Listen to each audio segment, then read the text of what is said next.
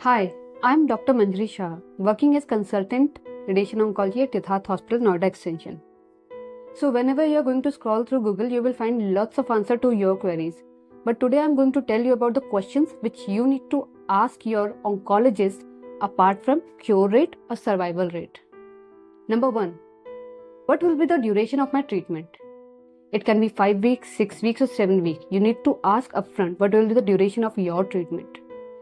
Number 2. Can the duration of treatment be shortened or lengthened depending upon your some personal commitments? Number 3. Is there any other radiation treatment protocol available or can be done in my patients? Because some patients have financial constraints, some patients have personal commitments. So you need to ask your oncologist whether other protocols regime are available for your patients or not. Question number 4. What will be the cost or estimate for your patient's treatment? Depending upon the type of techniques which we use for patients, there are different costs for different techniques.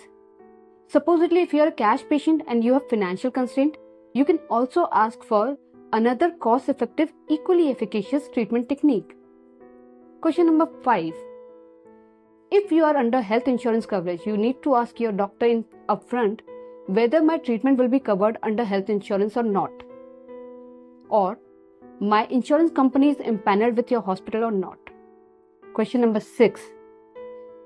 Whether I need to get admitted for the treatment or not. Because in some cases, if insurances are taken, we need to admit patient for 1 day. So you need to ask it upfront. Question number 7. Apart from health insurance, do I need to admit my patient for radiation treatment? So it all depends upon the condition of the patient. If the patients are non-ambulatory, we tend to admit them for some time and then we discharge them. So you have to ask your oncologist whether your patient requires admission or not. Question number 8. What precautions should I take before radiation treatment? And what side effects should I expect during my treatment? Question number 9.